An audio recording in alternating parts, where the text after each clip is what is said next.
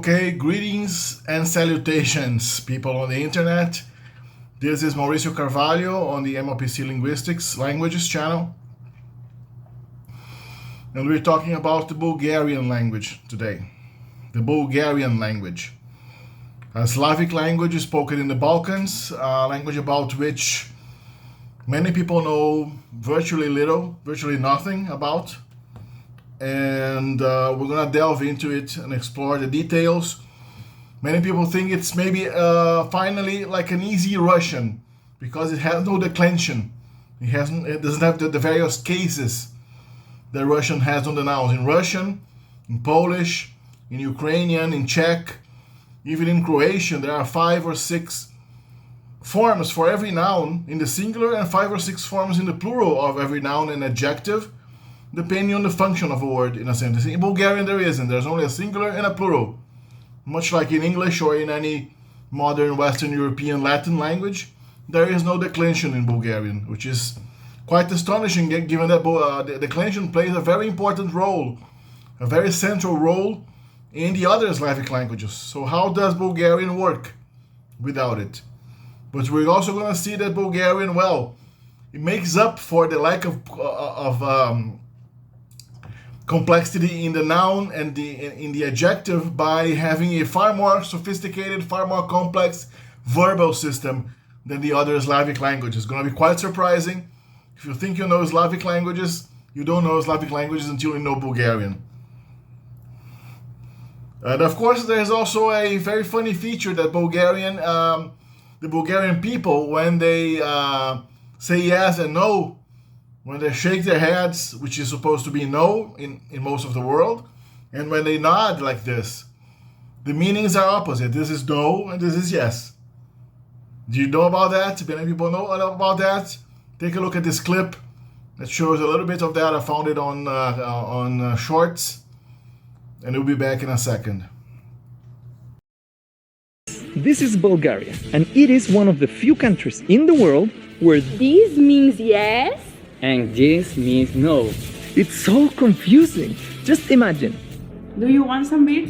yes yes or no yes. So Bulgarians actually speak the language that is the direct descendant of Old Slavonic, Church Slavonic. People who know Eastern European Orthodox religion knows that a lot of the liturgy, the rituals and the literature in Eastern European Slavic churches is conducted in an old language called Church Slavonic, which was the first Slavic language that had a written form, that had a writing system. When the Slavs migrated from what is now Poland, Belarusia, and they migrated from that northern Baltic area into the Balkans in the early medieval times, roughly around the year 700, they entered the Byzantine Empire, which was the Eastern Roman Empire. The Eastern Roman Empire had Greek as its language. So the Slavs who invaded the Eastern Roman Byzantine Empire were Christianized and were made literate in Greek, using the Greek alphabet. That's why the Greek alphabet is the direct inspiration. The medieval Greek alphabet is the direct inspiration for the Cyrillic alphabet. For a while they had also a very different called Glagolitic alphabet, but that didn't take. It kind of went away. The Cyrillic alphabet, which is very similar to Greek, stuck, and it became the language, the alphabet of choice for the Eastern European Orthodox Slavic peoples, the Bulgarians, the Macedonians, which are they speak a very similar language. Macedonian is like the closest language to Bulgarian, very similar. It doesn't have declensions either. The Slavo-Macedonian language, nothing to do with ancient Macedonia. Only the geographical name is the same, but the ancient Macedonians were Greek, like Alexander the Great, Philip of Macedon were Greeks. Of course, these Macedons are later arrivals. Of course, the Serbs also use the Cyrillic alphabet with some modifications. And the Ukrainians, the Belarusians or White Russians, and the Russians, they use the Cyrillic alphabet. The Romanians used to use the Cyrillic alphabet as well, but they dropped it once they kind of started cherishing their Latinity. They adopted the Western European Roman alphabet because they are Latin after all. Different story. I'll make a video on Romanian in a while. So Bulgarian. So ancient Slavonic, they weren't called Bulgarians yet. Why did they call themselves? Why did they end up calling themselves Bulgarians? The Bulgars were actually Turks. They were a Turkic tribe that before the Slavs had entered the region, the Balkan Peninsula, what is now Bulgaria. Before the Slavs had arrived, another people had arrived there, which were called the Bulgars. Some people call them Bulgarians or Bulgars or Bulgaric people, or Old Bulgaric. Those were a Turkic tribe. They were related to the Turks, which originally came from Central Asia. So they settled, they wandered all over Eastern Europe and ended up settling in the Southern Balkans, right where the ancient Greeks had Thracia. Thracia was the name given by the Greeks for that southeastern corner of the Balkans between the Greek coast and the Danube River. Right above the Danube River is now the border between Bulgaria and Romania. That is the region known as Thracia. The northern part of that region also called Moesia. M-O-E-S-I-A, Moesia. Whatever that was in antiquity. In medieval times, that became Bulgaria because of the Turks, of the Turkic Bulgars. When the Slavs came along, they ended up absorbing the Bulgars. And the Bulgars, the Bulgaric and the Slavic invaders ended up mixing and forming the Bulgarian population that we have today, that we know and love, which is totally Slavic. The vocabulary of the Bulgarian language is like 96%, 95% Slavic. It has Greek influence, Latin words, of course, some Turkish, but not both. No. Some Turkish from Turkey because of the Ottoman Empire. The Ottoman Empire later on ended up absorbing one fish. There's always a bigger fish, right? One fish ends up eating one fish. One empire ended up absorbing the Ottoman Muslim Turkish Empire ended up absorbing the Byzantine Empire, and the Bulgars went along with it. So a lot of Turkish words ended up entering Bulgarian, but they had also an older layer of Turkic words from the old Bulgar language, but not that much. The Bulgar language essentially disappeared. It's an extinct language, and the Bulgarians were therefore completely Slavonized, Slavicized, whatever the word is. They became Slavic, and that's where the name Bulgaria came along. That's how the name Bulgaria came by. Don't forget to contact me if you want to learn languages online. I teach languages, mostly Slavic, Germanic, and Latin languages, also Greek. Under consultation, I may teach other languages. I teach the main European languages, but I also have an online dictionary that you can enjoy. In the link below, you can click on it, and there is a link to my dictionary, which is a multilingual thematic dictionary. You go by meaning, like parts of the body, for example, in multiple languages side by side. And there's a free version below, and there's also a paid version, which is far more sophisticated. Take a look at the links below if you want to access the dictionary, and you can email me to contact me for a free trial of my online teaching system, online using Telegram or WhatsApp or whatever, like a video call system. I'll give you an online page with content for you to work on, and during the week, during our call, we're gonna talk to each other and correct and discuss the issues and grammar points and vocabulary that's relevant in your case. Okay.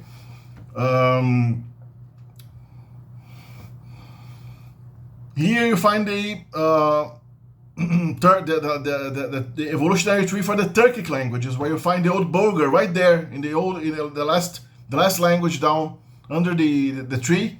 The lowest branch there is the old Bulgar language. The Bulgar language became extinct, as I told you, and this is what Europe looked like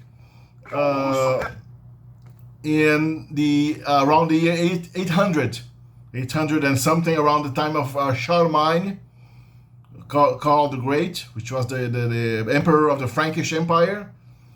See, the Bulgars apparently conquered a lot of it, was like nominally. But the Bulgars had a lot of what is now the Balkans and what is now Hungary and Romania. And ended up settling there. This is the evolutionary tree of the Slavic languages. There is a Proto-Slavic language which was spoken maybe around 2000, up to 2000 years ago in what is now Eastern Poland, roughly. And they migrated to the east and then to the south.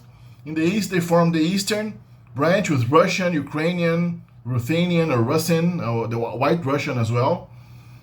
And the southern branch, the Balkanic branch, became the languages of the former Yugoslavia. And the Bulgarian language and Macedonian as well. The southernmost layers, the Bulgarian-Macedonian dialect complex. In the Balkans, the languages, the Slavic languages, are highly dialectized. They are divided. Each village, each few kilometers you walk there, you move there, you see slightly different villages being spoken, slightly different dialects being spoken in each village. So the standard language may differ substantially from the regional variation of the language that you find.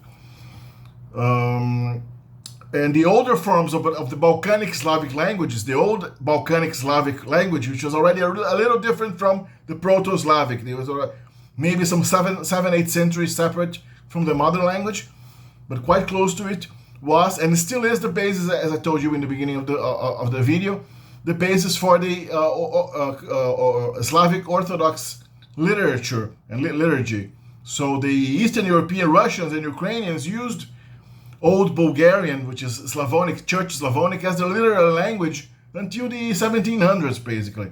Until the 1700s, Old Bulgarian or Church Slavonic was essentially the literary language of Russia, of the Russian Empire, along with Russian itself. That's why Russian has a huge layer of Old Slavonic words side by side with their own native Russian words, which they look very much like the same, but they mean slightly different things. Like mlaje, which is younger, and molaje, which is the Russian word for younger, or maybe glava, which is the Slavonic word for head. In Russian, came to mean chapter, the chapter of a book. Because, of course, the Slavonic language was associated with writing, with sophisticated literary things, while the Russian word that evolved from glava, which is golava, that word means head. It's a simple common word for the every person to refer to the human head or a head of an animal. But the glava, the Slavic word, the Slavonic word, Bulgarian, is the sophisticated, learned language, scholarly word for a chapter, or maybe the head in the sense of a person who leads, a leader. Here's the branching of the southern Balkanic Slavic languages. You see there's a lot of dialects there. I will explain that later when I talk about the Balkanic languages and maybe the Balkan Sprachbund, which is like the area of features that are common in the Balkan region across many languages, regardless of their being related or not. You see that Bulgarian there is closer to Slavo-Macedonian, as you can see there. And there's the Torlachki dialect as well, which is a transitional dialect between the Serbian dialects and the Bulgarian-Macedonian dialects. And the Stokavski dialect, which is what we call Serbo-Croatian. The use of the names of the countries do not match the dialects. So if you think you know anything about those languages because you know the names of the languages, okay, you are... I'll leave it for another video, the details for another video. But you can get a look at that map there and see that things are a little different from what we imagine. This is modern Bulgarian dialects, Bulgarian and Macedonian. The major divide is the eastern or coastal dialect around Sofia and Plovdiv, and the western around Sofia, which is the capital of Bulgaria, and in Macedonia, and Skopje, which is the capital of Macedonia. The main difference there is in the eastern dialects, the vowel that varies between ya and e in the east is only e in the west. Standard literary Bulgarian is based on the Eastern dialect, not in the Sofia dialect. Even though in Sofia that's the most spoken variety, but originally the region in the East is not. That's not the origin of standard literary Bulgarian, even though it does incorporate a few Western features as well. Literary Bulgarian is Eastern Bulgarian, mostly. You can see here the main difference, the main border called the Yat border. From there to the east, for most of Bulgaria, there's a Yat, a ya sound coexisting with ye, and usually alternating with it in the same word depending on the form of the word. Ya, e, ya, e. The western part only has e for the most part. Here we can see the pronouns, the Bulgarian pronouns, which are a little bit different. There are a few cases. The Bulgarian pronouns do have cases. Like they have a subject case, an accusative, direct object case, a dative case, which is indirect object. But the other forms that you find in the other Slavic languages, such as instrumental, locative, they are absent. There's no such thing as instrumental or locative or prepositional or anything like that in Bulgarian. So they only have a direct and indirect object form, just like maybe Latin languages and German that has accusative and dative. And there's the possessive adjective, which means my, your, his, our, and so on. Varies like an adjective. You can see that the form for I, the subject pronoun for the first person singular, is as and not ya. In Russian, in Polish, in Czech, in Ukrainian, in Serbian and Croatian, Slovakian, this pronoun is ya. In Bulgarian, you find as, which is the same as Slovene, standard literary Slovene, and also the same as Macedonian. Also in the first person plural, instead of me, which we would expect, we have nie. Nie is we. And you in the plural, instead of vi, there's vie. So that's the third person pronouns are also quite different. Instead of the on, ona, ono forms that you find in most other languages, in Bulgarian you find a form that's derived from an older demonstrative, like this. Toi is this, tia is feminine, this. And the plural te meant these. So it's like a demonstrative. The on form is also an older demonstrative in Slavic, but it's funny that Bulgarian did not use the on, ona, ono, but rather the toi, ta, to, toi, tia, to. Quite different. Bulgarian, like Serbo-Croatian, and to a lesser degree other Slavic languages, suffers from what are called syntactic secondism, which means that there's a rule saying that a certain kind of word has to be the second word in a sentence. I call it secondism, okay? I never saw that term in linguistics. It's something that I made up, I invented the term, but I think it should be invented because there's no name for it. When it's applied to verbs, like in German and Swedish and Dutch, where the verb has to be on the second place, that is called the V2 phenomenon, the verb second phenomenon. But it isn't always a verb. Slavic languages have a clitic, which is an object pronoun. The object pronoun working as a clitic, a semi-attached word, has to be the second in a sentence. As well as sometimes also the secondism also applies to the auxiliary verb in a few cases, especially in Serbo-Croatian, to a certain degree in Bulgarian as well, but I'm not talking about that right now. So say, as te običam is I love you, you love. The te, which is the direct object of običam, has to come second. You cannot say as običam te, and you cannot say te as običam. If you remove the subject pronoun as, which means I, and only say te običam, it's wrong. You cannot say te običam because the te has to be the second element. So the verb comes first and the te comes second. Whatever object pronoun, especially the weak form of the object pronoun, has to always be the second syntactic term in the sentence, which sometimes causes a little bit of confusion, because what if it's a noun with an adjective? In Serbo-Croatian, the rule is followed so strictly that the secondist particle ends up intervening between the noun and the adjective, which is some people say that it's actually people over applying the rule in a way that should have been applied, but I'm not getting into that. Maybe first native speakers of Balkanic languages, tell me about it. Here's a verb ljubja, which is another verb for loving. So obicha, obicham is I love. Ljublja is another verb for I love. And here's its conjugation in the present: ljubja, ljubish, ljubil, ljubim, ljubite, ljubjet. Very familiar if you speak Russian and other languages. But there is an imperfect and a perfect aorist. The grammar books call it aorist, but that means a perfect aspect verb, and as a completed action in the past, a discrete completed action in the past. So there's an imperfect, a perfect, and there's the present perfect will be familiar. If you speak other Slavic languages, you see that most Slavic languages form the only past tense that they have, as the Bulgarian languages forms the present perfect. They put an L form of the verb, an L in the end of the verb, so ljubit becomes ljubil, which varies according to subject. If the subject is a woman, you say ljubila. There's a feminine form. So ljubil sam, I loved. Okay, in Bulgarian means that I have loved. It means a recent action that's still related to the present. Something that still leaks or seeps into the present from the past. But in the imperfect and the perfect, they are formed with a ha in the end. Ljubech and then ljubeshe.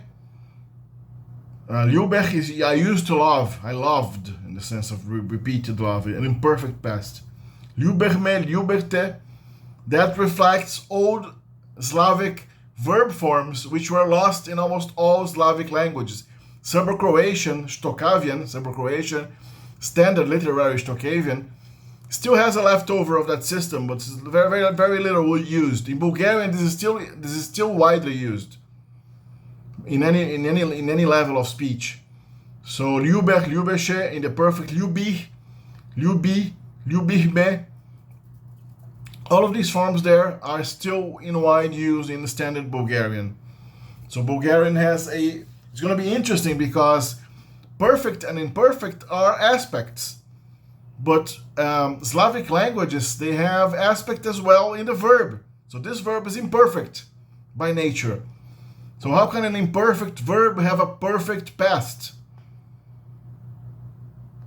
Because in Slavic languages, each verb appears in doubles. There's a double. That happens in Bulgarian as well.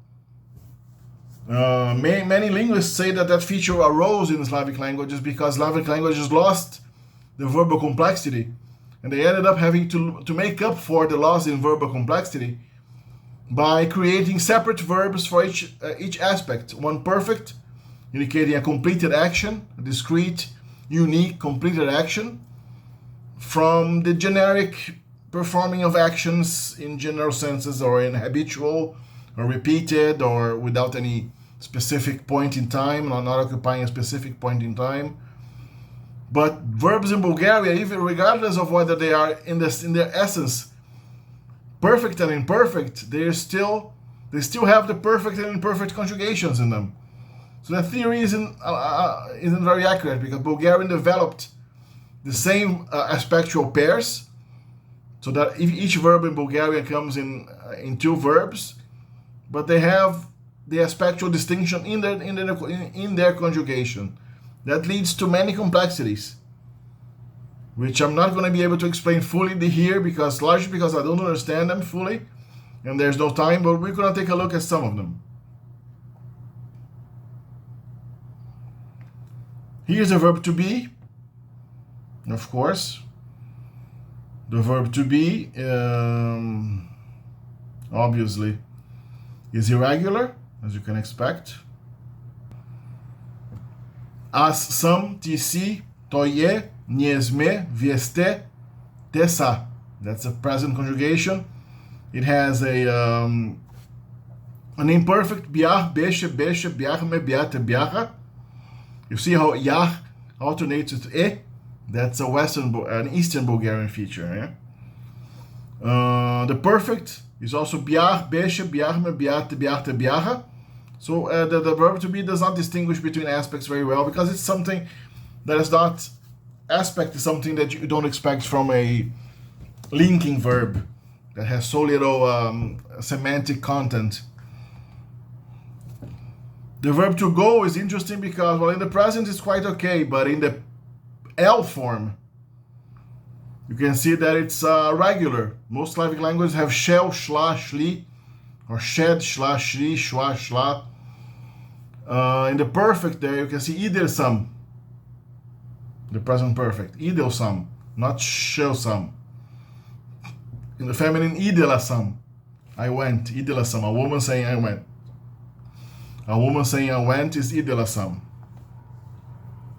This verb occurs mostly with a prefix ot. It will say ida, you say otida, otidesh.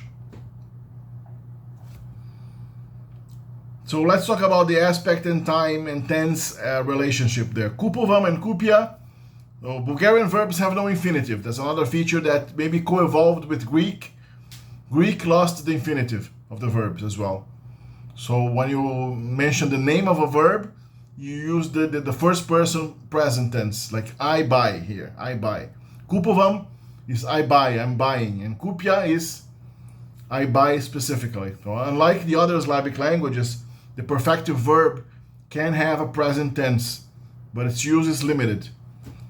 Kupova knigata. So he is buying a book. Okay, kupovam, I'm buying. Kupovash, you are buying. Kupova, it's knigata. Here we see the definite article, ta, which is suffixed to kniga. Kniga is book, knigata is the book. Iska da kupi knigata. So you use the perfective verb kupia when you use it in concatenations, like I wanna buy. I want that I buy. So in Bulgarian there's no infinitive, so you cannot say I want to buy. You have to say I want that I buy. You cannot say I learned to play the piano. See, I learned that I play the piano, because there's no infinitive. So you have to use, just like Greek. Greek does that too. Iska da kupi. Iska, he wants. That comes from iskati, the old iskati verb in Slavic, which means to seek, to look for. In Bulgarian means to want, because the verb want, the old verb want in Slavic became the future marker that you saw in those other tables there. Shte. Iska da kupi knigata. He wants to buy the book. We saw that toi shte pročete tazi knjiga. He wants to read, or he's going to read, actually, not once. Once was the old meaning. The verb to want there only indicates the future, much like will in English. Will used to mean want, desire, but it lost that meaning, and it only means the future. So toi shte used to mean like he wants, but now is he will buy, he will read the book. Toi shte pročete tazi knjiga. When you've created the negative future, however, you cannot then negate shte. You negate, you say nyama, which is doesn't have, instead of doesn't want. Toi nyama da pročete. He doesn't have to read. I mean, he's not going to read. That's a negative future. Nyama da pročete. Nyama da pročete tazi knjiga. That's he's not going to read this book. Toi nyama da pročete tazi knjiga. As I said, there's no infinitive. So if you want to say I wanna work with you tomorrow, you have to say I want that I work. I want that I work. I want me to work with you tomorrow. You cannot say to work. There's no infinitive. Iskam da rabocha steb utre. He tried to open the door. He tried that he opens the door. Toi se opita da otvori vratata. Vrata is door. Man, vratata is the door. Toi se opita da otvori. Otvori is he opens. So he's trying that he opens the door. You have to use this subjunctive concatenation. The verb imam is the verb to have, but also the verb there is, the existential verb in Bulgarian. Okay, that's different from Slavic languages, because usually when Slavic languages use the verb to have as an existential verb, it's only in the negative, like in Polish. They say jest, which is there is. They say is, jest książka, there is a book. And nie ma książki. It doesn't have a book. The verb to have is only used in the negative to indicate the non-existence of something. In Bulgarian, it's used for both negative and positive. Ima malka kashta na ulicata. There is a small house on the street. Ima, there is. Technically, it has. It has a small house. Malka kashta. Imaše, there was a small house. Imaše malka kashta na ulicata. There was a small house on the street. Nyama malka kashta na ulicata. There isn't a small house on the street. Nyama is a negation of ima. Here's another little bit more information about the aspect and. Here's an imperfect verb, myslia, to think. In the present, myslia is I think or I'm thinking. There's no gerund in Bulgarian, as there's no progressive form in any Slavic language. Myslech, I was thinking. Myslich, I thought.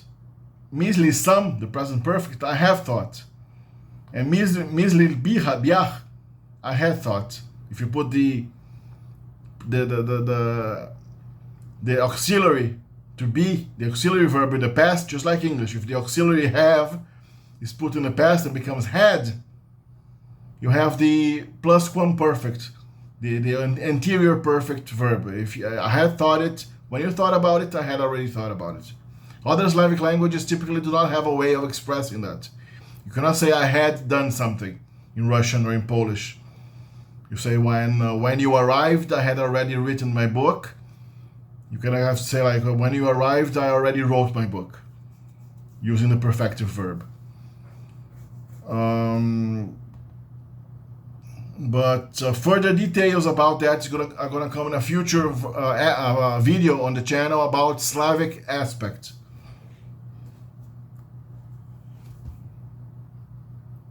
The definite article in Bulgarian, which is another strange feature of Bulgarian, because other Slavic languages, Serbo-Croatian, Russian, Ukrainian, Polish, Czech, Slovak, none of those languages have a definite article. There's no way to distinguish a book from the book. But in in Bulgarian there is.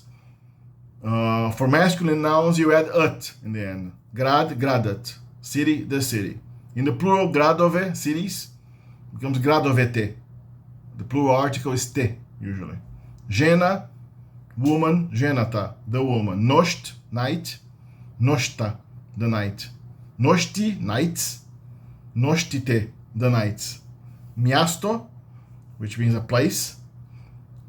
Miastoto, the place. The plural of miasto is miesta. And miesta becomes miestata, the places. You see how miasto becomes mesta? That's another ya-e alternation. It reminds me of Polish as well. There's miasto and mieście in the locative in Polish.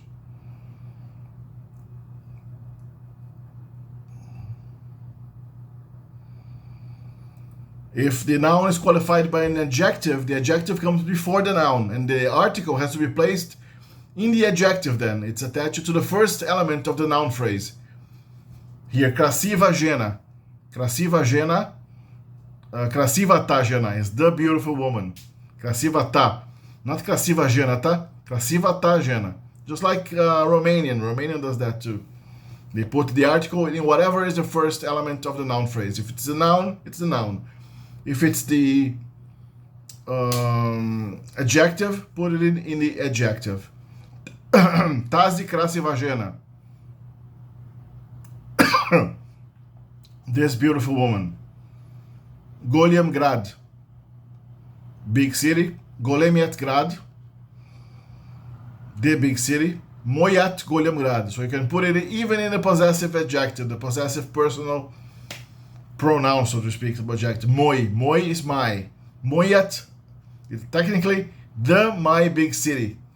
You cannot do that in English, but you can do that like in Italian. La mia città. A definite article and a possessive. So you can say mojet golem grad. Mojet golem grad. In standard literary Bulgarian, there's a distinction between the masculine definite article in the subject position and in the oblique or object position. Whenever it's not the subject of the sentence of the verb. The ut masculine article becomes only an a. But that distinction actually between ut and a was geographical. Certain areas in Bulgarian use the ut article, certain areas use the a article. When standard literary Bulgarian was created, the grammars made up a rule that the ut form is for the subject and the a form is for the object or oblique form.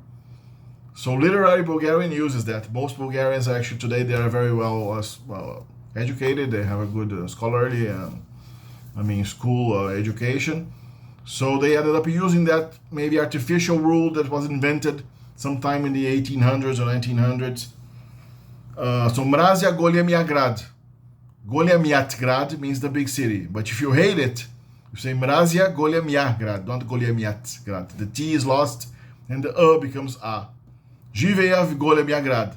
So if the word is a object of a preposition, it also enters the oblique case, in which case Golemiat Grad becomes Golemia Grad, the big city. Well, if there is no declension, there is no genitive case. If there's no genitive case, how do you create the possessive relationship? The possessive, the man, the house of the man, or the man's house. How do you do that? You use the na preposition. Sometimes you use ot as well, which means like from. But in most cases you use da, which in Slavic, in the other Slavic languages, it's a locative preposition meaning on. So when the genitive case was lost in Bulgarian, they ended up adapting that preposition to mean of. Kështata na čovjeka. So that's the house of the man, of the person. And čovjeka has a definite article. Čovjeka, čovjek is person.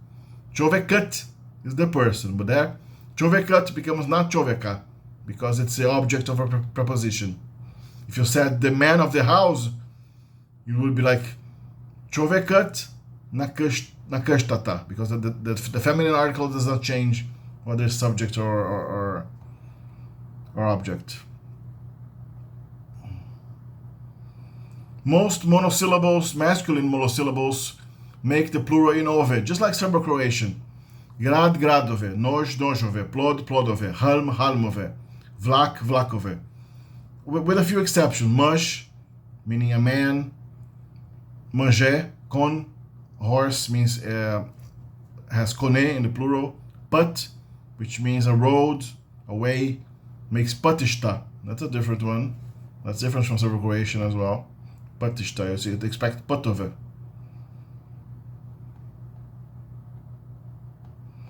And another relic of the declension system is that when you count masculine nouns with numbers, any number from 1 to 1,000,000, okay, the plural of the masculine noun is not going to be one of those plurals that I told you about right now, but it's going to be just an A in the end, an A letter, an A attached to the end of the word.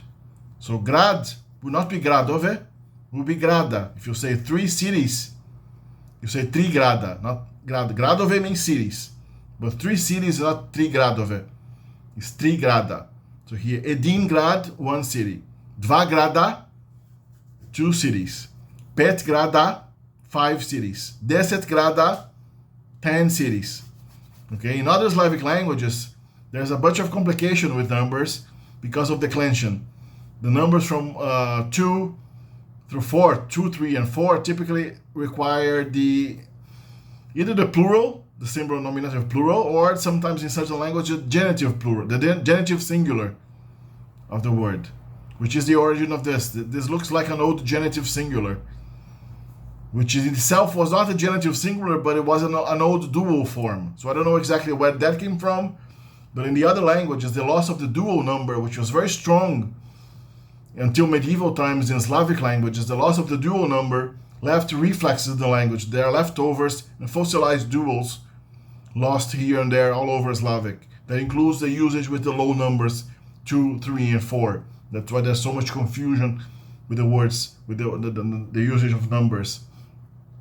And then the numerals from 5 above, 5 onwards, they typically require the genitive plural. So you don't say 5 cities, you say 5 of the cities. You don't say 5 women, you say 5 of the women. But in Bulgarian there is no declension, so you say 5 women is going to be in the normal plural for women. Žena is going to be žene. But if it's masculine, you do not use the regular plural, you use the numeral plural. Dvata grada, the 2 cities. You can put even the definite article in the number. Dvata grada. Dvata grada is the 2 cities. Pete grada, the 5 cities. Mnogo gradove, if you use another quantifier that's not a number, another quantifier like many or more to indicate quantities, then you use the regular plural. Mnogo gradove, that's a lot of cities. Poveće gradove, more cities. Okay? The pronoun who still has an accusative and even a no dative. The dative form is actually considered obsolete in the grammar books, but the accusative form, or the oblique form, still is widely used. So ko becomes kogo. Just like the other Slavic languages, you have kogo and koho and kavo in Russian. Manjat koito me vidya, so that's the man who saw me.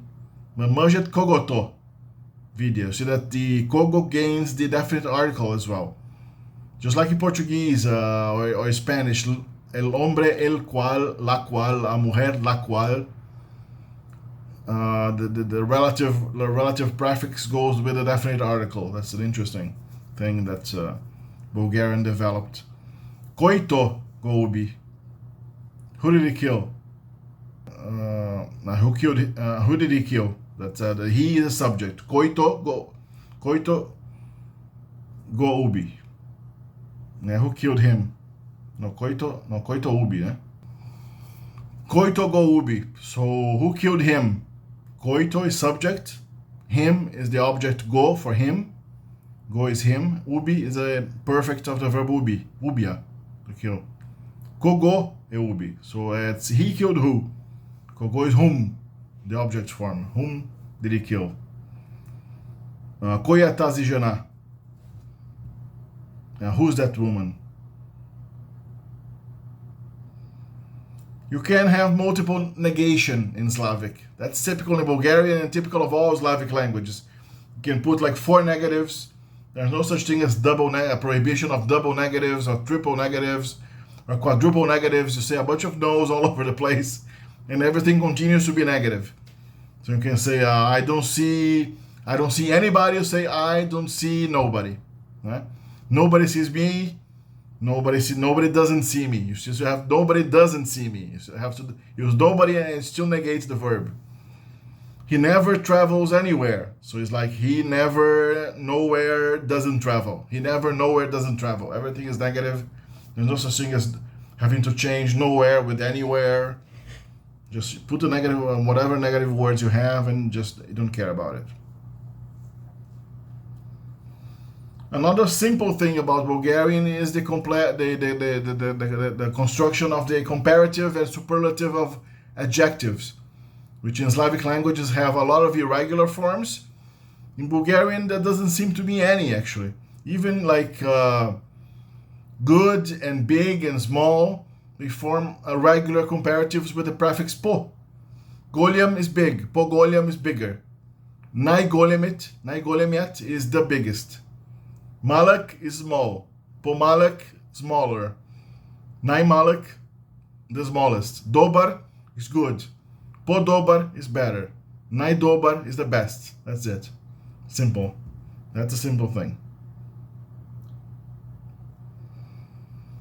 And like Russian, like Serbian and Croatian, it uses the question particle li, which is also largely secondist.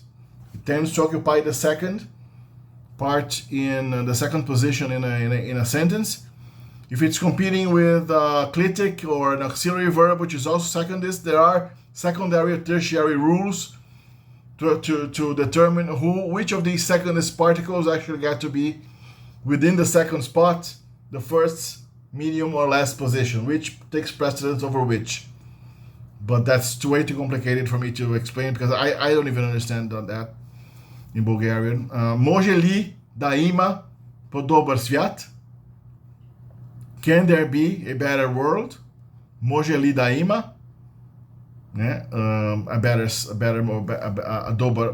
Podobar, better, sviat? Can there be a better world? Can there be?